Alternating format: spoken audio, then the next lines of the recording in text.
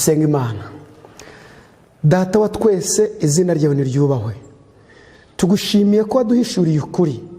Mu gihe igitero gikaze kibasiriye ukuri, dukeneye gusobanukirwa ukuri.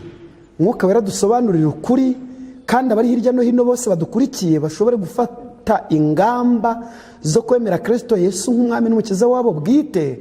Tubisabye mu izina rya Yesu, amen. Shuti mukundwa udukurikiye muri aka kanya, tugiye gukurikirana icyigisho kivuga ngo igitero kirenze ibindi kuba kibi. Iki gitero kirenze ibindi kuba kibi cyagabwe ryari? Ibyaha byamaze kwiyongera, kandi ibyo byose biragenda bisibanganya ukuri kwa Bibiliya. Ubuhakanyi bumaze kugwira, kwiyongera kw'abarwanira kumaranira icyubahiro bimaze kwiyongera.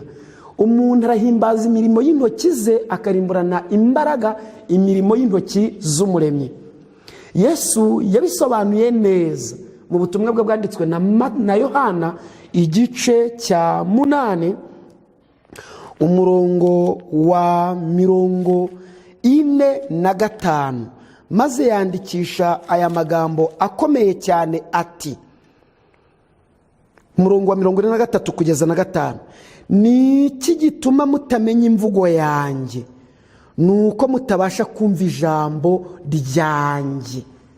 Yesu abisesengura neza muri aya magambo, yari akeneye kumvikanisha neza ko abantu bumva ukuri. Maze mu gice cya 6 ku murongo wa 43 arasobanura ati, mwe kwitotomba, kuko iyo ukuri kumvikanye iteka ryose bibyara kwitotomba, kandi bikabyara kurwanirira Imana nk'uyisumbya amaboko, kandi yo ubwayo yifitemo ubushobozi. Mureke tubanza tubisome neza tubyumve. Nibiba ari iby'Imana ntibizigera birwanywa ngo bitsindwe, ahubwo bizakomeza bibeho. Ariko nibiba ari iby'abantu, ibi tugiye kuvuga bizagira iherezo, bizarangira. Mureke rero mwumve neza icyo Yesu yavuze. Yarivugiye ati, mwe kwitotomba, ntawubasha kuza aho ndi keretse arehejwe na Data wantumye, nanjye nkazamuzura ku munsi w'imperuka.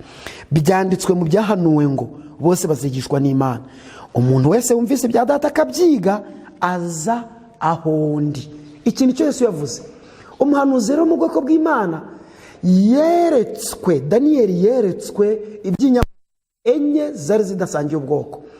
Tugiye kwinjira mu buhanuzi, dukenera kumenya imvugo shusho ibivugwamo. Daniyeli yeretswe iby'inyamaswa idasa n'izayibanjirije. Iyi yari ifite amahembe 10 y'ubwayo, yaratukuraga, iratukura ubwayo, ifite inzara z'ibyuma, iconshomera ibintu, kandi siribangisha amajanja yayo ibindi. Yohana Umuhishuzi nawe mu iyerekwa rya gihanuzi yabonye inyamaswa idasanzwe, yayeretswe ifite imitwe 7 n'amahembe 10, kandi idasa n'inyamaswa enye Daniyeli yeretswe.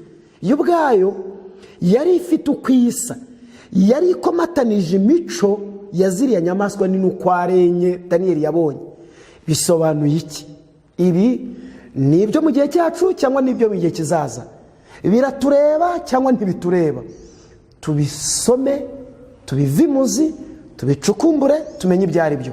Byanditswe mu byahishuwe igice cya 13 umurongo wa 1 ngo, ngihagarara ku musenyi wo ku nyanja, ngiye kubona mbona inyamaswa iva mu nyanja ifite amahembe 10 n'imitwe 7, ku mahembe yayo hariho ibisingo 10, no ku mitwe yayo hariho amazina yo gutuka Imana.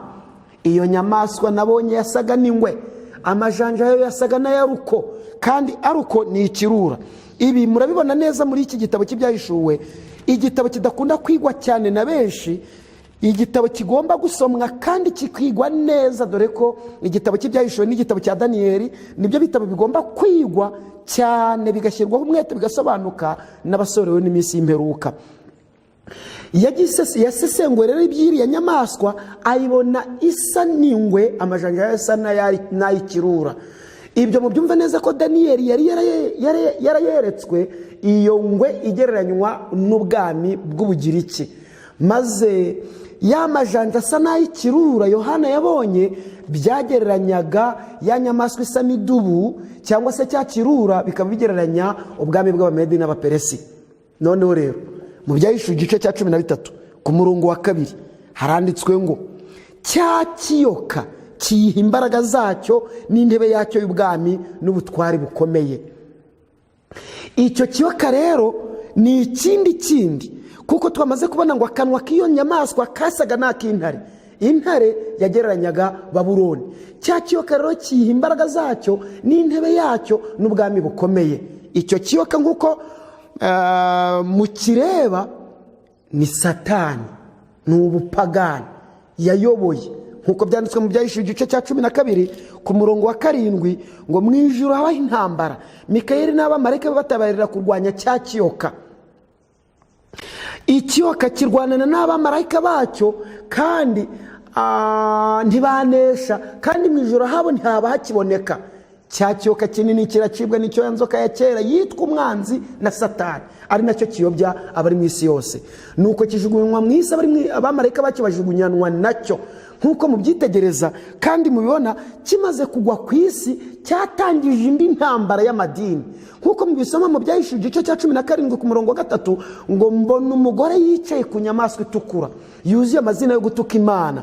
Iyo ibyanditswe bivuga umugore biba bivuze idini. Mu rwa 2 rw'Abakorino, urwandiko rwa 2 rw'Abakorino igice cya 11 ku murongo wa 2 havuga neza ko umugore ari idini cyangwa se ari itorero. Umugore mwiza ni itorero rya Kristo, umugore mubi w'umunyabinyoma ni idini ryayobye.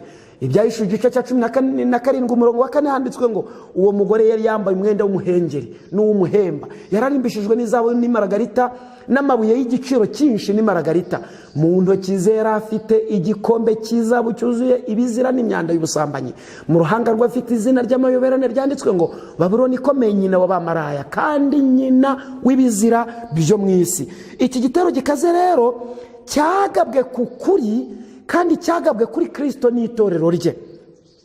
Cyagabwe kuri Kristo n'itorero rye. Itorero ryo rigereranywa n'umugore uboneka mu gitabo cy'Ibyahishuwe igice cya 12 ari ryo torero rye. Umurongo wa 17 usobanura ko iryo torero ryubakiye ku kuri kose kwa Bibiliya kandi rifite kwizera kwa Yesu Kristo. Uko kwizera kuko ibyanditswe muri byo biranditswe ngo ikiyoka kirakarira wa mugore kiragenda ngo kirwanya abo mu rugo byaro rwe basigaye, bitondera amategeko y'Imana kandi bafite guhamya kwa Yesu. Bitondera amategeko 10 y'Imana habure mu mirya 4 ry'isabato, bafite guhamya kwa Yesu n'abasigaye bo mu minsi y'imperuka. Ibyo nzabifatira umwanya tubisesengure. Mu Byahishuwe igice cya 12 rero ku murongo wa 3 haranditswe ngo mu ijuru haboneka ikindi kimenyetso, mbona ikiyoka kinini gitukura gifite imitwe 7 n'amahembe 10, no ku mitwe yacyo gifite ibisingo 7. Iki kimenyetso rero ni ubupagani bwafashe ya mbere, bwifashishijwe na Satani bwinjirira mu kurwanya itorero ry'Imana. Satani afashe ya mbere yifashishije Roma, kandi ni naho Roma mpagani yarwanije itorero ry'Imana. None na Roma nkirisitu iza kurwanya itorero ry'Imana. Reka tugaruke mu Byahishuwe igice cya 13 ku murongo wa 3 ngo nuko mbona umwe mu mitwe yayo isa n'ukomeretse uruguma rwica. Ibintu ubuhanuzi bukomeye cyane ni igihe ubupapa kurwaga mu kuyobora ubuyobozi bwa leta no kuyobora idini, aho papa bamufungiye ku musozi wa Valensi akaza kuhapfira, ariko urwo ruguma rwayishe rurakira. Abari mu isi yose bakurikira iyo nyamaswa bayitangarira. Tuzabifatira umwanya. Baramya icyo kiyoka kuko cyahaye iyo nyamaswa ubutware bwacyo. Baramya n'icyo kiyoka kuko cyahaye iyo nyamaswa ubutware bwacyo bukomeye. Baramya n'iyo nyamaswa bati ninde uhwanye n'iyi nyamaswa kandi ninde ubasha kuyirwanya. Ibintu ubuhanuzi bukomeye. Ihabwa akanwa kavuga ibikomeye n'ibyo gutuka Imana. Ihabwa no kuramanywa imara amezi 42. Ibumburira akanwa kayo gutuka Imana no gutuka izina ryayo n'ihema ryayo n'ababa mu ijuru. Ihabwa no kurwanya abera no kubanesha. Ihabwa no gutwara imiryango yose n'amoko yose n'indimi zose n'amahanga yose. Abari mu isi bose bazaramya iyo nyamaswa, umuntu wese izina rye ritanditswe mu gitabo cy'ubugingo cy'umwana w'intama watambwe uhereye ku kuremwa kw'isi. Mu nyumve mwese rusange, ibi bivuzwa aha ni uko iyi nyamaswa izayobora isi yose, imiryango yose, amoko yose, indimi zose. Nta kuvuga ngo ndi mu idini runaka keretse nugendera ku kuri kwa Bibiliya kandi ukaba wanditswe mu gitabo cy'ubugingo nibwo uzanesha iyi nyamaswa. Umuhanuzi Daniyeli rero hari icyo yavuze kuri iki gitero gikaze kibasiriye ukuri.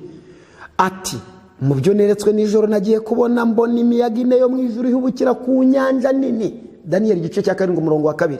Umurongo wa 3, muri iyo nyanja havamo inyamaswa enye zidasangiye ubwoko. Hanyuma y'ibyo nitegereje mu byo neretswe nijoro mbona inyamaswa ya kane iteye ubwoba, n'inyamaboko n'imbaraga byinshi cyane. Yari ifite imikaka minini y'ibyuma iconshomera ibinira bimenagura ibisigaye bisiribangisha amajanja yayo. Yari ifite itandukaniro n'izindi nyamaswa zose zayibanjirije, kandi yari ifite amahembe 10. Nitegereje ayo mahembe mbona muri yo hameze irindi hembe ritoya, imbere yaryo hakurwa amahembe 3 mu yari asanzwe. Ibi bisobanurwa bite? Kandi kuri iryo hembe mbonaho amaso asa n'ay'umuntu n'akanwa kavuga ibikomeye. Daniyeli yatanze ubusobanuro cyane ku murongo wa 24 w'icyo gice cya 7 ati aho mahembe 10 muri ubwo bwami hazakomokamo abami 10. Byumvikane ko amahembe ari abantu bazafasha buriya buyobozi bwitiriwe cyangwa se bwagereranijwe n'inyamaswa. Maze yerekwa iby'iryo hembe rifite amaso n'akanwa kavuga ibikomeye ku murongo wa 25 ati azigira inama yo guhindura ibihe n'amategeko. Uwo mwami afashe inyundo y'ikinyoma yaranduranye n'imizi itegeko rya 4 kugira ngo ashimangire ikinyoma cye. Nkuko ibyanditswe byera bivuga ngo iby'ukuri ribijugunya hasi rikajya ribasha ibyo rigambiriye. None aka gahembe ninde? Twamaze kubisoma mu buryo burambuye. Kiliziya Gatolika bisesenguye neza ibivimuzi muri Bibiliya ntagatifu. Murebe munsi y'umurongo kugira ngo urujijo ruvemo. Munsi y'umurongo ibyahishuwe igice cya 13 ku murongo wa 10, ku murongo wa mbere barabisesenguye neza. Bariyandikira ngo igikoko mu nyanja ni ingoma y'abanyaroma itoteza abakristo mu burengerazuba. Nono amahembe 10 n'imitwe 7 n'abami 7 basimbuwe n'abandi bategetsi 10 basimburana bafasha Roma kuyobora. Kandi twibikiranye ko Roma mpagani yayoboye mu gika cyayo, Roma nkirisitu ikomeza kuyobora mu gika cyayo. Muzabisoma neza mu bisesengurirwe neza, ni mujye gusoma igitabo cya Daniyeli igice cya 2 mugakurikirana kiriya gishushanyo. Amaguru y'icyo gishushanyo ni ibyuma, n'ibirenge ni ibyuma bivanze n'ibumba. Roma mpagani yimuriye amabwiriza yayo muri Roma nkirisitu, bibi byuma bivanze n'ibumba. Roma nkirisitu ifashwa n'Uburaya kuyobora isi, ari naho ryabuye twamaze gusoma mu gitabo cya Daniyeli igice cya 2 ryaziye rikagwa ku birenge. Byumvikane ko Kristo Yesu azaza agasanga Roma nkirisitu ari yikomeje kuyobora isi. Ibyahishuwe igice cya 14 ku murongo wa 7 yaranditswe aya magambo yatwe neza avuga ngo, avuga ijwi rirenga ati, uwo ni marayika wa mbere, nimwubahe Imana muyimbaze kuko igihe cyo gucira abantu urubanza gisohoye, muramye yaremye ijuru n'isi n'inyanja n'amasoko. Ibi byavuzwe rero birimo kuruhuka isabato. Iri somo riduhamagarira kuramya Imana twubahiriza isabato y'umunsi wa 7 nk'uko itegeko ryayo riri, tukayitandukanya n'itegeko ry'icyumweru ryashyizweho n'ubuyobozi bw'idini Gatolika ry'i Roma, ari byo bihamywa n'ubuhakanyi no kurwanya Imana, kuko bategetse itegeko ry'icyumweru rijya kuvuguruza itegeko ry'isabato.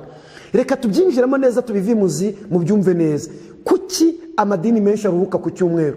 Ese Bibiliya batwaye irabibemerera? Korani ntagatifu ivuga iki ku isabato y'Uwiteka umuremyi?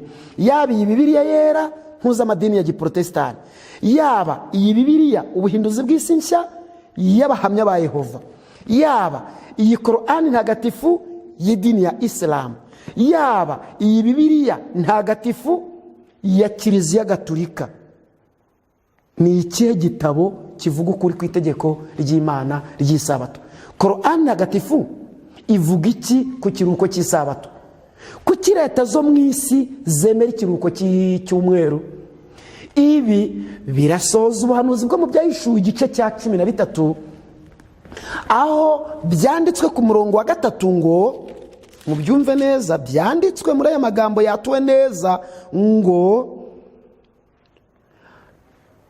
abari mu isi yose bakurikira iyo nyamaswa bayitangarira. Abari mu isi yose bakurikira iyo nyamaswa bayitangarira bate? Bayikurikira bate? Ibi biteye ubwoba cyane kubona isi yose ikurikira iyo nyamaswa iyitangarira. Bayiramya bate? Bayiramya bubahiriza amategeko yayo, bayasimbuza amategeko y'Imana, nk'uko tubisoma mu gitabo cyo Kuva igice cya 31 ku murongo wa 18, ko Uwiteka ari we witangiye amategeko kandi ayandikishijeho urutoki rwayo, ku rutoki rw'Imana ku bisate bibiri by'amabuye. Ni inyandiko itagomba gusibanganywa n'uwo ari we wese cyangwa ngo ihindurwe n'uwo ari we wese. Twibukiranye ko mu rubanza ruzashingira ku mategeko y'Imana, urubanza igihe buri zina ryose rizaba rimaze guhamagarwa hazashingirwa ku mategeko y'Imana, nk'uko Yakobo yabyanditse mu rwandiko rwe. Yakobo yabivuze neza mu gice cya 2 ku murongo wa 10 gukomeza ngo, umuntu wese bitondera amategeko yose agasitara kuri rimwe aba yacumuye yose, kuko wavuze ati ntugasambane ni nawe wavuze ati ntukice.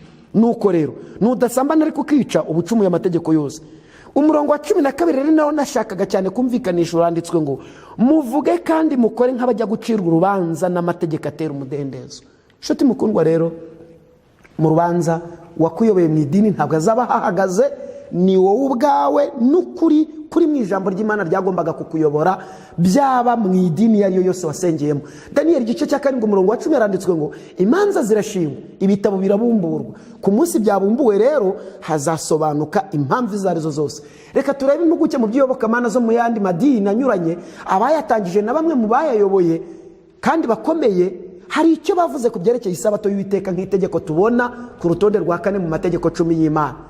Turebe aba batisita biswe AEBR bavuze iki? Uwitwa Harold Indaser, wari umwanditsi w'ikinyamakuru Christianity Today, yaravuze ati nta somo na rimwe mu byanditswe byera ridusaba kuruhuka ku cyumweru aho kuruhuka ku wa gatandatu. Hiswe ku wa gatandatu gutyo, mu Cyongereza bahita Saturday, mu Gifaransa bahita Samedi, mu Giswahili bahita Jumamosi. Nta somo na rimwe riduha uburenganzira bwo kuruhuka uwo munsi w'icyumweru tuwusimbuje umunsi w'isabato nk'umunsi wera. Yabyanditse muri iriya nyandiko. Abepiskopi cyangwa se abepiskopale eyeri baranditse ngo umuyobozi ukomeye mu idini y'abepiskopale witwa Philip Carrington yaravuze ati itegeko rya Bibiliya rivuga ko tugomba kuruhuka ku wa gatandatu, ahiswe ku wa gatandatu ari Saturday, Samedi, Jumamosi. Nta hantu na hamwe muri Bibiliya handitswe ko tugomba gusenga ku cyumweru. Abo ni abepiskopale. Ariko se reka mbaze aba eyeri, inshuti z'Imana, koko ko umuyobozi mu idini yanyu yitangarije ngo itegeko rya Bibiliya rivuga ko tugomba kuruhuka ahiswe ku wa gatandatu, Saturday, Samedi, Jumamosi, nta hantu namwe muri Bibiliya handitswe ko tugomba gusenga ku cyumweru, ni kuki muterana ku munsi w'icyumweru kandi abayobozi b'idini yanyu batabyemera? Reka tubaze n'abagatulika. Abagatulika baranditse bati turuhuka ku cyumweru, dimanche, Sunday worship, cyangwa se ahiswe Jumapili, aho kuruhuka kwa gatandatu ahiswe kwa gatandatu ariho Saturday, Samedi cyangwa se Jumamosi, kubera ko idini gatulika mu nama yayo yabereye i Laodikiya yafashe ukwera ku munsi wa gatandatu bakagushyira ku cyumweru. Ibyo babyanditse muri gatigisimu yabo igitabo cya 3 ku rupapuro rwa 50. Bo baratangaje ngo twahinduye, twafashe ukwera ku munsi w'isabati bahiswe Samedi tugushyira ku cyumweru ahiswe ku cyumweru ariho kuwa mbere w'iminsi 7. Ibyo byarakozwe uko niko Kiliziya Gatolika yabitangaje, kandi nkuko muri kubyisomera muri gatigisimu yabo ku rupapuro rw'125 batangaje ko wica isabato iba ku munsi wa Samedi, iba ku munsi wa Saturday, iba ku munsi wa Jumamosi, roho ye izapfa. Nibo babitangaje ku mugaragaro, maze babyandika mu gitabo cyitwa Wowe Nkurikira nimero ya 11 ku rupapuro rwa 22 na 23, batangaza ku mugaragaro ko abadiventiste munsi wa 7 na n'ubu bagikomeje kuruhuka isabato nk'uko byanditswe n'andi madini yose, batangaza ku rupapuro rwa 23 ko batubahiriza iby'ibyanditswe byera bivuga. Nk'abamaze kubyitegereza rero, mu kwivuguruza kwabo bahise bategeka icyumweru bisohoza ubuhanuzi bw'ibyahishuwe igice cya 13 umurongo wa 5 ngo n'akanwa kavuga ibikomeye bitukisha Imana nyamana. Ngibi uko mubyitegereza. Gatigisimu yabo ku rupapuro rw'126 baranditse ngo umunsi wa Mungu nunguhe. Mu Bayahudi umunsi wa Mungu wari Sabato, Kiliziya Gatolika yatoye umunsi w'icyumweru. Maze hepfo barandika ngo Abadiventisiti b'umunsi wa karindwi na n'ubu bagumanye umunsi wa Sabato kuko batemera Kiliziya ya Yezu, ntibemere n'umunsi Kiliziya yashyizeho. Si uko tutemera Kiliziya Gatolika, oya, ibyo ni ukutubeshyera. Twe ntitwemera ikinyoma bategetse bavuguruza Imana, twemera ukuri, niko dukomeje kugenderaho. Ntabwo twemera ikinyoma. Icyo mu cyumvise neza, kuko abajesuiti nibo bakoze ibyo mu migambi miremire bacuze bajya kurwanya ubuprotestani.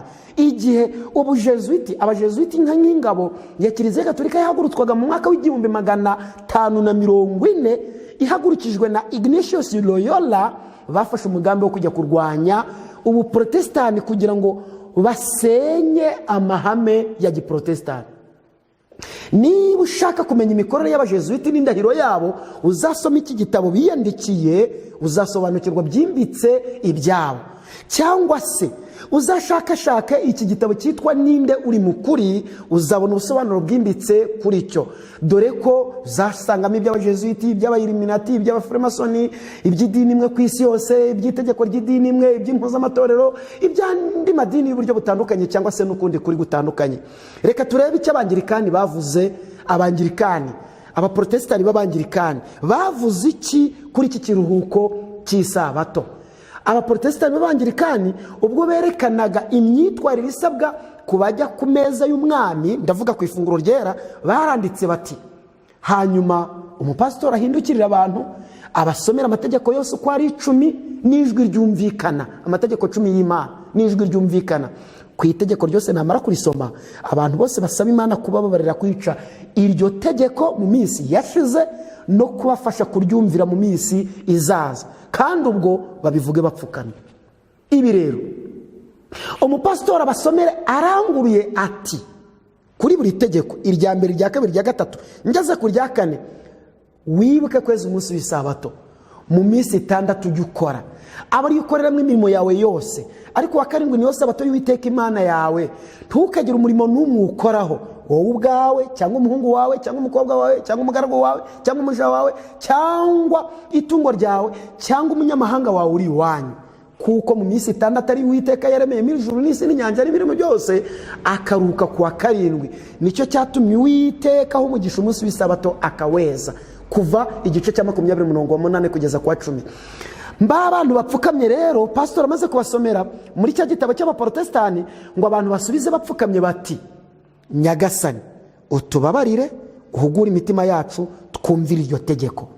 Ibi byanditswe mu gitabo cy'amasengesho cy'abaprotestani b'abangirikani. Igitabo cyasohotse ku nshuro ya 8 mu mwaka wa 2013 ku rupapuro rwacyo rw'143 n'144 nk'uko mwakiboneye. Turabaza abaprotestani, muruhuka icyumweru mubikomoye hehe ko abayobozi banyu mu gitabo batangaje ko mugomba kuruhuka isabato, kandi babibasomera mu muhango w'ifunguro ryera ko mugomba gusaba Imana kubashoboza kumvira iryo tegeko ry'isabato, mukariruhuka mushingiye ku mibarire y'iki gihe, aho bise ku wa 6 ko ku cyumweru ari ku wa mbere w'iminsi 7. Ibyo byanditswe mu gitabo cyanyu cy'abaprotestani nk'uko mubisoma. Kiriya gitabo cy'amasengesho gifite igifuniko gitukura, kigurwa amafaranga 750 muri iki gihugu cy'u Rwanda. Hirya no hino aho inzu z'ibitabo ziri wacyasanga. Turabaza abaprotestani, niba Luteri watangije ubuprotestani yatinyuka kuvuga nk'ibyo muvuga ngo nemera umwuka wera, nemera ihuriro, nemera ko hariho itorero ryera Gatolika ry'Abakristo bose. Ese koko iki kintu Luteri yakivuga ngo watangije ubuprotestani? kandi ibyo urabisanga muri cya gitabo cy'amasengesho ku rupapuro rwa 9 n'urupapuro rwa 10.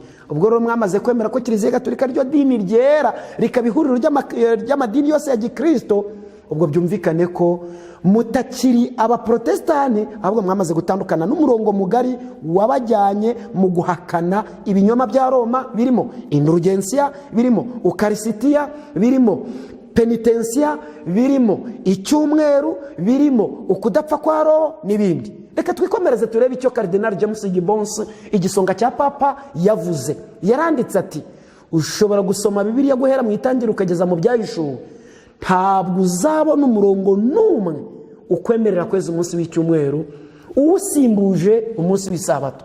Ibyanditswe biziranenge bitegeka kubahiriza umunsi wa 7 w'isabato y'Uwiteka, iba ahiswe Saturday, Samedi, Jumamosi. Byanditswe mu gitabo cyiswe kwizera kw'abakurambere bacu, page y'111 na page y'112, cyanditswe na Cardinal James Gibbons. Ibi rero niba bimaze kumvikana neza, intiti mu by'iyobokamana rya Kiliziya Gatolika zikomeza guhamya iby'isabato y'Uwiteka kandi zishyigikira icyumweru, zigatangaza ikiruhuko cy'icyumweru mu gihe ikiruhuko cy'isabato aricyo gishimangirwa muri Bibiliya no mu bitabo byabo. Intiti mu by'iyobokamana rya Kiliziya Gatolika zikomeza guhamya iby'isabato y'Uwiteka kandi zitayemera, ziti ahari mu bintu Kiliziya Gatolika yahinduye, ikirusha ibindi kugaragaza ukwihandagaza kwayo gukomeye cyabaye mu kinyejana cya mbere ku ngingo yerekeye umunsi wera w'Uwiteka.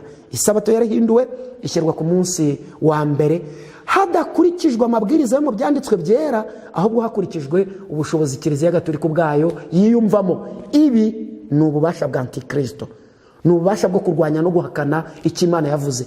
Maze Kiliziya Gatolika irategeka iti, abantu batekereza ko ibi byanditswe byera ari byo bigomba kugenga ukwizera kwabo mu by'iyobokamana, niba bashyira mu gaciro bagombye guhinduka abadiventisiti umunsi wa 7 maze bakajya beza umunsi w'isabato.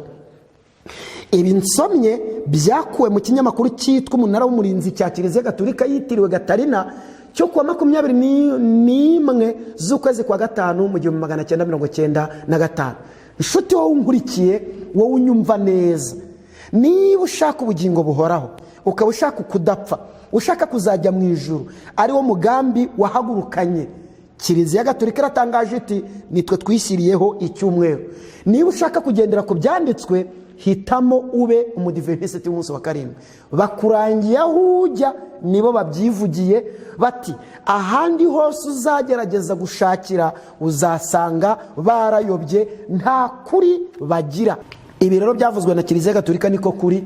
Abaprotestani nyakuri basigaye ni abadiventisiti umunsi wa 7 basigaye bagendera ku kuri kose kwa Bibiliya. Socrates Scholasticus rero, umuhanga mu by'amateka wabayeho mu kinyejana cya 5 nyuma y'ivuka rya Kristo, nawe yaravuze ati hafi amatorero yose yo ku isi bagiraga ifunguro ryera ku isabato ya buri cyumweru, ariko ukurikije ibyavugwaga ku migenzo imwe n'imwe ya kera, abakristo bo muri Alexandria ni Roma bari barahagaritse kubikora. Byakuwe mu gitabo cyitwa Amategeko ya Kiliziya Gatolika ku rupapuro rwa 35. Tayito yarwo y'icyo gitabo yitwa isabato yimurirwa ku munsi wa mbere w'icyumweru, ariwo yiswe Sunday, Dimanche cyangwa se Jumapili. Uwitwa Clovis wari umunyabwenge ukomeye, akaba n'umuyobozi ukomeye mu idini ry'abametodiste. Ubwo yakemuraga ibibazo by'impaka byari bikomeye kandi byavutse mu idini rye, yavuze yeruye ati impamvu twubahiriza umunsi wa mbere Dimanche, Sunday cyangwa se Sunday worship, aho kubahiriza umunsi w'isabato uba ahiswe Samedi, Saturday cyangwa se Jumamosi, ntibishingiye ku itegeko rigaragara. Niko yavuze. Uzashakishiriza muri ibi byanditswe byera, ntazabona uburenganzira bwo guhindura umunsi wa 7 mo wa mbere w'iminsi 7. Iki rero yakivuze mu gitabo yise Amategeko 10 y'ubuzima ku rupapuro rwa 61. Nshuti mukundwa, ikinyamakuru cyitwa Catholic Press cyaravuze kiti icyumweru ni igihangano cya Kiliziya Gatolika ubwayo, ishyirwaho ryacyo rishobora gusobanurwa gusa n'amahame y'idini Gatolika. uhereye mu itangiriro ry'ibyanditswe byera ukageza ku musozo wabyo, nta murongo n'umwe utanga uburenganzira bwo guhindura umunsi ngaruka cyumweru wo gusengwaho, uwuvana ku munsi wa nyuma uwushyira ku munsi wa mbere. Ibyo byanditswe muri cya kinyamakuru Catholic Press cyasohotse ku 25 z'ukwezi kwa munane mu mwaka w'1900. Kiliziya Gatolika yari imaze gutangaza ku mugaragaro ko icyumweru ari igihangano cya Kiliziya Gatolika ubwayo. Ishyirwaho ryacyo ko rishobora gusobanurwa gusa n'amahame y'idini Gatolika. Byumvikane ko nta rindi dini risenga ku cyumweru rishobora gusobanura icyumweru neza ngo ricyumvikanishe nka Kiliziya Gatolika kuko ariyo yakishyiriyeho. Ibyo bihita bigaragaza neza ko icyumweru ari cyo kimenyetso cy'inyamaswa. Andi madini yose rero muri kujya mu kinyoma mutashoboye gusobanukirwa umugambi wacyo. Iyo mutangira gusobanura ngo abanyamategeko, ngo amategeko, ngo iki, ibyo ni impamvu z'icyitiriro kandi ni impamvu zitari zo mushakira Kiliziya Gatolika icyanzu n'abayoboke, nyamara y'ubwayo irivugira iti icyumweru ni igihangano cyacu. Muzi rero amategeko agenga abahanzi n'ibihangano byabo. Iyo wibeshye ugafata igihangano cy'undi bigukoraho. Nkamwe mwamadini mwe ya Giprotestanti mujya mu gihangano cya Kiliziya Gatolika, koko mushingiye kuri iyi nyandiko murabona mutarayobye? Mutubwize ukuri, mutubwire neza, murabona mutarayobye? Murabona muri mukuri? Kiliziya y'ubwayo irivugira iti ishyirwaho ry'icyumweru rishobora gusobanurwa gusa n'amahame y'idini Gatolika. Iyo mujya kugisobanura mubona muri mukuri? Ese mwashobora kucyumvikanisha nta bene cyo? Muzi umugambi watumye bagishyiraho, icyo bashaka kugeraho murakizi. Nyamara mubyumve neza nshuti, niba umugambi ari ukuzajya mu ijuru, Kiliziya Gatolika yateguye umushinga wo gushyiraho itegeko ry'icyumweru. Ibyanditswe byera bihamya ko ari cyo kimenyetso cy'inyamaswa. Kwakira icyo kimenyetso ni ukwihamagarira kuyoba no kugubwaho n'ibyago 7 uko mubisoma mu Byahishuwe igice cya 16. Ibyo byago 7 bizagwa ku bamaze kwakira ikimenyetso cy'inyamaswa mu ruhanga, ni mu bitekerezo mw'imbere. Mu kiganza cy'iburyo ni ukwibuza guhamya ukuri, ukiyemeza kwakira ikiruko cy'icyumweru kugira ngo ushobore kubona ibigutunga n'ibikubeshaho. Reka tujye mbere tubirebe neza uko bakomeje kugenda babihamya, kuko ntabwo ari biriya gusa bavuze. Umunyamateka wo mu kinyejana cya 5 witwa Sokrate yaranditse ati, mu gihe amatorero hafi ya yose yo ku isi yateranaga ku munsi w'isabato ya buri cyumweru, abakristo bo muri Alexandria ni Roma banze kubikora, ahubwo bakurikiza imwe mu mihango ya kera. Mu kinyejana cya 4 n'icya 5 abakristo benshi basengaga ku isabato no ku cyumweru. Ibi ni igihamya kigaragaza ko Kiliziya Gatolika yari imaze guteza urujijo rukomeye cyane mu bantu kandi imaze kubahamagarira kwinjira mu kinyoma. Undi munyamateka w'icyo gihe rero witwa Sozemen yaranditse ati, abaturage bo muri Constantinople n'ahandi hafi ya hose bateranaga ku munsi w'isabato no ku cyumweru, nyamara uwo muco nturi muri Alexandria ni Roma. Ntabwo araba gusa babivuze. Aya magambo y'abo banyamateka n'abakomeye bo mu idini agaragaza neza uruhare rw'ibanze rwa Kiliziya Gatolika y'i Roma mu kwanga kubahiriza isabato y'umuremyi. Ariko se ni impamvu ki abanze kubahiriza umunsi wa 7 bahisemo umunsi wa mbere w'icyumweru aho guhitamo undi munsi w'icyumweru? Kuki batatoranije undi munsi mu minsi 7 igize icyumweru bagahitamo Sunday worship, dimanche, aho bise ku cyumweru Jumapili? Ni ukubera iyihe mpamvu?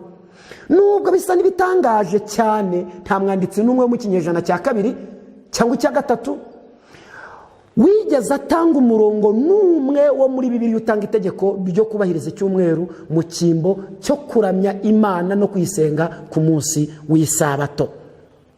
Kubw'ibyo rero twumve neza impamvu batanga nta shingiro n'imwe ifite, kuko hari n'abandi banditsi benshi ba Kiliziya Gatolika babayeho mu gihe nyuma gato yo gusubira mu ijuru kwa Kristo Yesu, ariko ntacyo bavuze cyerekeye icyumweru ko ari umunsi wasimbujwe isabato.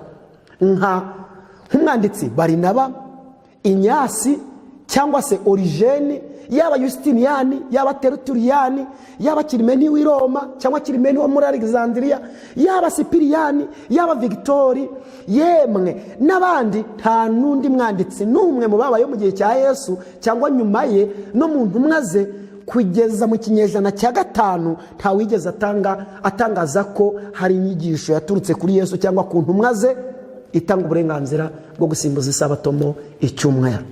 Kubw'ibyo rero nta burenganzira na buto mufite bwo kuruhuka icyumweru. Mu mwaka w'1400 uwitwa Petrus de Ankarano yaravuze ati, papa afite ubushobozi bwo guhindura amategeko y'Imana kubera ko ububasha bwe butava ku bantu ahubwo ngo buva ku Mana, kandi ngo akora mu cyimbo cy'Imana. Ninde wamuhaye ubwo bubasha n'uburenganzira? Ingaruka y'imvugo nk'iyi yigaragaje mu gihe cy'ubugorozi. Luteri we yahamije ko ibyanditswe byera gusa ari byo biyobora ubuzima bwe, atari imigenzo y'itorero. Intero ye yari iyi ngo sola scriptura, bisobanura ngo Bibiliya kandi Bibiliya yonyine. Uwitwa John Eck uwabayeho kandi akaba umwe mu baharanira gukwemera kw'abagatulika b'i Roma yanenze ingingo ya Luteri, avuga ko ububasha bw'idini gatulika buri hejuru ya Bibiliya. Yahinyuye Luteri kuba aziririza icyumweru aho kuziririza isabato ya Bibiliya. John Eck yaravuze ati, ibyanditswe birigisha ngo wibuke kweza umunsi w'isabato, mu minsi 6 ujye ukora, uba ari ukoreramo imirimo yawe yose, ariko wa karindwi niyo sabato y'Uwiteka Imana yawe. Nyamara itorero gatulika ryasimbuje isabato umunsi w'icyumweru kubw'ububasha bwaryo, kandi wowe Luteri ntacyo ushobora kubihinduraho. Iki rero kikaba igihamya simusiga kigaragaza neza niba ari ububasha bwabo, ni ikimenyetso cyabo kandi ni ikimenyetso cya Antikristo. Iyi ni imvugo isohoza ubuhanuzi buvuga iki kimenyetso cy'inyamaswa nshuti mu buryo budashidikanywa. Ntabwo twari kubimenya iyo batabyivugira ngo babigaragaze muri iriya mvugo ikakaye. Musenyeri mukuru wa Kiliziya Gatolika w'iregio witwa Gaspard de Fosso hari ijambo yavuze mu nama yabereye i Trente mu cya 545 kugeza mu cya 563 yari yatumijwe na Papa Yuri wa gatatu ngo barwanye ubuprotestani bifashishije abajesuiti. Umusenyeri mukuru w'iregio Gaspard de Fosso yagaruye yanginga ati, ububasha bw'itorero bushyigikiwe neza n'ibyanditswe. Ku rundi ruhande ibyanditswe nibyo biriyobora, rigahamya ko byavuye mu ijuru kandi rikabitugezaho ngo tubisome. Ku rundi ruhande amategeko mu byanditswe byera yatanzwe n'Imana, yasojwe n'imbaraga ya Kristo Yesu, kuko yivugiye ati, sinaje kuyavanaho ubwo naje kuyasohoza. Nyamara ayo mategeko yahinduwe n'ububasha bw'itorero gatolika ry'Iroma. Ibi byakuwe muri gatigisimu ya Kiliziya Gatolika yigisha abantu amahame ya Kiliziya Gatolika yo mu 1977. Ibi rero ni ikimenyetso kigaragara bitangarije. Intiti y'umunyagatolika witwa John O'Brien we hari umwanzuro ukomeye yagezeho mu gitabo cye cyaguzwe cyane cyitwa Ukwizera kwa benshi, cyasohotse mu mwaka w'1974. Yageze kuri uyu mwanzuro ndakuka ati, kubera ko Bibiliya ivuga iby'umunsi wa karindwi aho gutsindagira icyumweru, ntibyaba bitangaje kubona abatari abanyagatolika bavuga ko imyizerere yabishinze imizi muri Bibiliya bubahiriza icyumweru mu cyimbo cy'isabato.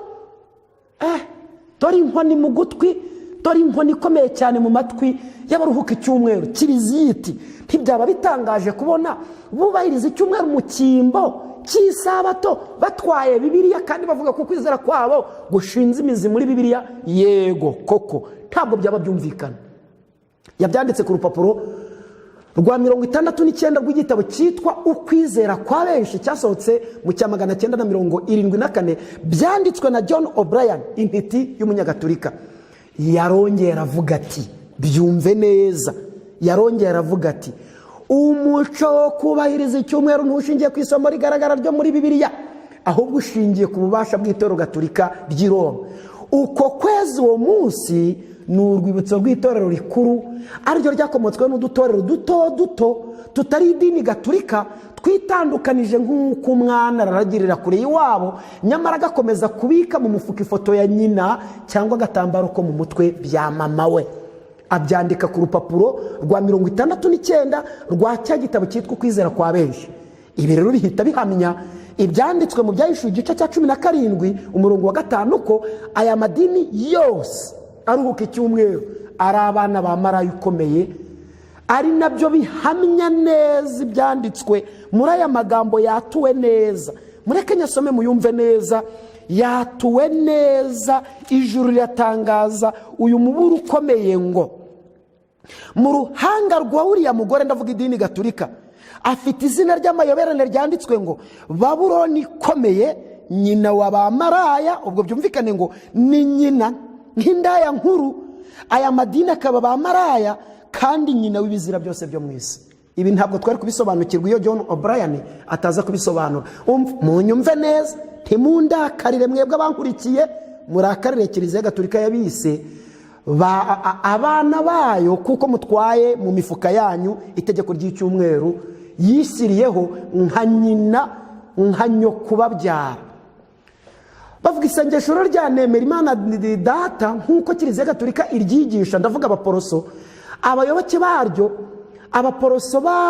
abayoboke b'abaporotesitanti bakavuga bati turahamya ko Kiliziya Gatolika, nemeye ko Kiliziya Gatolika ari ryo dini ry'abakristo bose kandi ari ryo dini ryera. Ibi byanditswe mu gitabo cyanyu ku rupapuro rwa 9 n'urwa 10. Ibi ni igihamya neza ko ibi ni ubuhamya bwerekana ko abangirikani bujuje igikombe cy'ubuyobe kandi bakomoka kuri Kiliziya Gatolika nyina ubabyara. Barabyendikiye ngibyo mu gitabo cyabo ku rupapuro rwa 9 n'urwa 10. Ntimuturakarire. Qur'an ntagatifu ivuga iki ku kiruko cya nyakuri cya Allah? Qur'an ntagatifu surati Al-Bakara aya 65 haranditswe ngo kandi mwamenye bamwe bo muri mwe barengereye isabato, turababwira tuti ni mube inkende z'ibicibwa. Ibi rero ni igihamya ntashidikanywa. Ibi iyo mbisoma neza, hari n'andi magambo. Surati Al-Bakara aya 66 iravuga ngo tubigira isomo kubariho no kubazabaho nyuma yabyo, binaba n'inyigisho kubaganduka. Niba bamaze kugaragaza ngo kandi mwamenye bamwe bo muri mwe barengereye kandi bica isabato, turababwira tuti ni mu b'inkende z'ibicibwa. Bati tubigira isomo kubariho no kubazabaho nyuma yabyo, ni binaba n'inyigisho kubaganduka. Ibi ni Qur'an ntagatifu ibihamya, yongera kwerura neza ko ikiruhuko nyakuri ari cy'isabato. Abayisilamu rero bo bwabo ibyanditswe mu gitabo cya Daniel igice cya 11 ku murongo wa 45 bazashagara ubupapa. Nshuti mukundwa, muri Qur'an ntagatifu Allah yavuze iby'isabato muri aya magambo ati ubabaze ku mudugudu wari wegereye inyanja ubwo barengereraga isabato, bicaga isabato kuko bari barahawe ikigeragezo. Muri Qur'an ntagatifu surati Al-Araf aya 163 amafi yabo yazaga ku isabato, ku yindi minsi ntaze. None bajya kuroba ku isabato bikabahindukira ikigeragezo gikomeye cyane. Ibyo tubisoma muri Qur'an ntagatifu. Nyamuneka nshuti mu byumve, byanditswe ngo niba ari byanditswe ngo nibyanditswe ngo nk'uko mubibona. Papa Silvestre wa mbere yifotoreje ku musigiti aho yagaragazaga neza ko Uwisilamu bugomba guhura n'Ubukristo, kandi ibyo byamaze kurangira. Ni amateka yamaze gutambuka, nta kindi. Ubuhamya rero bwa Kiliziya Gatolika ku nkomoko y'andi madini mu kuruhuka icyumweru no guhamagara abataruhuka icyumweru bo mu yandi madini atandukanye, yaba yemera Imana n'atayemera, ni igihamya gikomeye amadini adashobora kuvuguruza kandi batahakana ko ari abayoboke ba Kiliziya Gatolika, ari n'abakozi bayo yifashisha cyane kuko bubahiriza amategeko yayo. Ibi biduha uburenganzira bwo kwerura ko aya madini ari abana ba maraya ukomeye uvugwa mu gitabo cy'Ibyahishuwe, kandi tugahamagarira abariyo bagifite kumva ijwi ry'Imana, kumva ijwi rya Mwuka Wera, gusohoka muri Babuloni yayobye. Kiliziya Gatolika ihamya ko aya madini aruhuka icyumweru ari abana bayo, kandi ko babitse ifoto aricyo cyumweru cya mama babyara, ari nayo mpamvu y'ishyirwa ry'inkubiri y'Impuzamatorero ngo bongere bihuze na nyina ari we Kiliziya Gatolika. Ibi rero n'ubuhanuzi tudategereje kuko bwamaze guhinduka amateka. Niba mubyumva neza rero, ibyanditswe mu mwuka w'abahanuzi biravuga ngo igikorwa gishyigikira ikiruhuko cy'icyumweru kirakorera urugendo rwacyo mu mwijima. Ababifitemo uruhare barahisha umugambi wacyo ku buryo abifatanya nabo batabonaho kigusha. Ibiteganijwe byacyo bifite ishusho ya Gikristo. kuko barafasha, baratabara, barengera abantu, ariko ubwo kizagaragaza imvugo yacyo ku munsi ukomeye, imvugo yacyo izagaragara ko ari iya Satani. Ibyo byanditswe na Ellen White mu bihamya by'itorero igitabo cya 2 ku rupapuro rw'180. Inshuti bakundwa, uyu munsi si yegereje iherezo ry'amateka maremare yayo. Imana yitaye ku bwoko bwayo buhaguhishurirwa buhanuzi bwerekeye ibihe turimo, ibwereka kujya mbere kw'imigambi yayo, ndetse ibamenyesha ibihe bikomeye bikwiriye kuzakurikiraho. Ubwisi yindijwe umushyitsi no kutamenya ibizaba ejo, twebweho twahawe uburyo bwo kumenya ibihe turimo n'ibizaba ejo. Abana b'Imana barushaho gukomera iyo basubije amaso yabo inyuma, bakareba ukuntu ubuhanuzi bumaze imyaka ibihumbi n'ibihumbi bwagiye busohora. Ellen White yaranditse ati, ntacyo dukwiriye gutinya cy'ahazaza keretse twibagiwe uburyo Imana yadushoreyemo. Ubutumwa bwa marayika wa 3 rero bukwiriye guhwiturira abatuye isi, bukabakangurira kuramya Imana, bagatandukana no kuramya inyamaswa n'igishushanyo cyayo, bagasohoka muri Babuloni. Umuhanuzi mu bwoko bw'Imana rero bwasigaye arakomeza agira ati, mu ntambara izashozwa mu minsi y'imperuka, imbaraga zose z'ikibi zahakanye kumvira amategeko y'Imana zizihuriza hamwe kugira ngo zirwanye ubwoko bw'Imana bwasigaye. Baziyunga nk'uko ku musozi Karumeli abahanuzi ba Bali n'Abashera bihurije hamwe kurwanya itorero ry'Imana na Eliya nk'umuhanuzi w'Imana. Muri iyo ntambara rero, isabato ari wo munsi w'ikiruhuko cyo mu itegeko rya 4 niyo shingiro y'ibanze z'abagashoza ntambara, bitewe nuko itegeko rya 4 umutegetsi mukuru bwe yigaragaza nk'umuremyi w'ijuru n'isi. Ibi byanditswe mu butumwa bwatoranijwe igitabo cya 3 cy'icyongereza ku rupapuro rwa 392. Ushobora no kwisanga mu gitabo Evenement des derniers jours, Last Day Events, ku rupapuro rwa 98. Shuti mukundwa, umuhanuzi mu bwoko bw'Imana arakomeza agira ati, isi yose izabifitiye abadiventiste umunsi wa 7 urwango, bazira ko batunamira ubupapa ngo baburamenye bubahiriza itegeko ry'icyumweru cyashyizweho n'ubutware bwa Antikristo. None ndakubaza, wowe uvuga ngo itorero ry'Imana rizarenganywa, ngo muzarenganywa, muzazira iki? Ko mu myaka yatambutse bazize ukwizera ko abona amahame shingiro y'ukuri kwa Bibiliya, n'uyu munsi wanone ko ari cyo tuzazira, wowe urabona muzazira iki? Ibihamya kubagabura urupapuro rwa 37. Negera umusozo, dore iby'umuhanuzi mu bwoko bw'Imana yeretswe ubwo Satani yaremeshaga inama abadayimoni be. Yarababwiye ati, nzaba mpafite abakozi banjye, niko Satani avuga, abagabo bamamaza inyigisho z'ibinyoma zivanze n'ukuri gukeya, ku buryo bushobora guhenda abantu. Nzohereza abatizera bateze gushidikanya ku byerekeye ubutumwa bw'imbuzi buva ku Mana iburira itorero. Ibi niko azabigenza. Abantu baramutse basomye iyo miburo, maze twazagira ibyiringiro bike byo gutsinda. Ariko ntidushobora gukura ibitekerezo byabo kuri ubu butumwa bw'ingenzi bw'abamarika 3. Bazahama munsi y'ubutware bwacu batabizi, no munsi y'ubushukanyi bwacu, kandi amaherezo tuzabinjiza mu mirongo y'abadayimoni. Ibi n'ubuhanuzi bwamaze gusohora. Satani arakomeza agira ati, intego yacu nyamukuru ikomeye niyo gucecekesha agatsiko k'abakomeza isabato. Ubwo byumvikane ngo arashaka guhanagura ku isi itorero ry'Imana, ariko Imana nayo ntizabyemera. Satani ati, tugomba kubateza kwamaganwa n'abantu. Uzabigenzure neza, uzabona ko Satani akeneye kudutera kwamaganwa impande zose.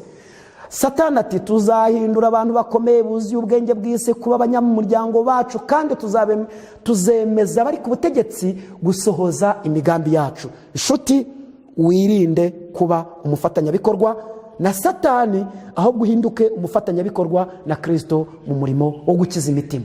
Satani arakomeza kwigamba ati, bityo isi yose izaba iyanjye, nzaba umukuru mu isi, umutware wayo, nzagira uruhare ku mitima ku buryo isabato izaba ingingo isuzuguritse byihariye. Ikimenyetso, nzatuma gukomeza umunsi wa 7 biba ikimenyetso cyo gusuzugura ubutegetsi bw'isi. Niko Satani avuga. Amategeko y'abantu azaba akomeye ku buryo abantu batazagerageza gukomeza isabato kugira ngo badafungirwa ibyo kurya n'ibyo kwambara. Bamwe mu bizera baziyunga n'ab'isi mu kwica amategeko y'Imana. isi yose izahama munsi y'ubutware bwanjye. Niko Satani avuga mu gitabo cyitwa Profete Roi ku rupapuro rwacyo rw'138. Byarahanuwe kandi nta jambo Imana ivuga ngo rihere. Luka igice cya mbere ku murongo wa 37. Uritegereze kuza bizaza ntibizahera. Tugiye kugabanywamo amatsinda abiri. Itsinda riramya umuremyi ryubahiriza itegeko ry'isabato n'andi mategeko yose kandi ribwiriza ubutumwa bw'abamarayika batatu. Itsinda rya kabiri riramya inyamaswa bubahiriza itegeko ry'icyumweru hamwe n'andi mabwiriza yose yaturutse i Vatikani kandi aganisha abantu mu kuyoba. Tuzaba turi mu madini abiri. Itorero ry'Imana nzima rikomeje gusegasira kwa kuri kandi ribwiriza bwa butumwa bw'abamarayika batatu. Irindi tsinda rizaba riri mu itorero ry'ibinyabinyoma aho badafitiye ukuri n'igihamya cy'ikiruhuko cy'icyumweru, ikiruhuko ukudapfa kwa roho hamwe no gusabira uwapfuye ngo hari icyo byahindura kuri dosiye mu rukiko rwo mu ijuru. Kandi tuzashyirwaho ibimenyetso bibiri. Ikimenyetso cy'Imana kizashyirwa mu ruhanga ku bemera ukuri, n'ikimenyetso cy'inyamaswa gishyirwe mu ruhanga ku bemeye bya binyoma kandi gishyirwa no mu kiganza ku bazaba bariyemeje kugendera muri ibyo. None ikibazo ni iki? Uzahitamo iki? Ko ibi byose uri kubishyirwa imbere nicyo uzahitamo. Aho waba uri hose, uko waba uri kose, Data we twese aragushaka kandi arashaka ko uboneka mu ngoma ye, ukaboneka mu bazaragwa ubwami bwe. Igihe uzaba wasinziriye akazakuzura ukaboneka mu bwami bwe. Niyo mpamvu ugomba kumva uyu muburo usoza uboneka mu Byahishuwe igice cya 18 umurongo wa 4 handitswe aya magambo akomeye cyane akuburira ngo, numvira ijwi rivugira mu ijuru riti, bwoko bwanjye ni munsohokemo kugira ngo mwe gufatanya n'ibyaha byawo, mwe guhabwa no ku byago byawo. Iri ni ijwi riguhamagara mu gihe urugi rutarakingwa, kuko nirumara gukingwa Kristo azatangaza mu Byahishuwe igice cya 22 umurongo wa 11 ngo, ukiranirwa gumya akiranirwe, wanduye mu mutima gumye yandure, ukiranuka gumya akiranuke, n'uwera agumye yezwe. Nibwo azagaruka aje kuducyura mu bwami bwo mu ijuru. Ibyo twategereje duhabwe ingororano twari twiringiye igihe kirekire. Shuti rero, byanditswe muri Tite igice cya 2 ku murongo wa 13 baranditswe ngo, dutegereje ibyiringiro by'umugisha nibyo kuzaboneka ku bwiza bwa Yesu Kristo, niwe Mana yacu ikomeye n'umukiza wacu. Isabato tuzahora tuyiruhuka. Icyumweru cyatangiye mu mwaka wa 325 kizasoza Kristo agarutse. Isabato yatangiranye no kuremwa k'umuntu no mu isi nshya no mu ijuru rishya. Isabato tuzakomeza kuyiruhuka. Uremera ikiruhuko cyatangiye gifite iherezo cyangwa uremera ikiruhuko cyatangijwe kidafite iherezo? Hitamo. Korani hari ibyo ivuga ku kiruhuko cy'isabato wabyumvise. Bibiliya yera hari ibyo ivuga ku kiruhuko cy'isabato wabyumvise. Bibiliya uhinduza ubw'isi nshya hari ibyo ivuga ku kiruhuko cy'isabato urabisoma kandi wabyumvise. Bibiliya ntagatifu hari ikivuga ku kiruhuko cy'isabato urabisoma kandi wabyumvise. Hitamo kuri. Umwanya ni uwawe, amahitamo ni ayawe, kandi icyo uhisemo ni ikijuru rishingiraho rica urubanza. Imana igushoboza kubyumva neza kandi uzabona ubugingo buhoraho. Nicyo nkwifuriza mu izina rya Yesu. Mureke dusenga Imana. Data wa twese, ushimwe ko umaze kuduhishurira igitero cyagabwe ku kuri, kigabwa ku itorero, kigabwa no kuri Kristo. Uyu munsi wa none turi mu ntambara hagati y'ukuri n'ikinyoma tutari tuzi igihe yatangiriye, ariko irumvikanye.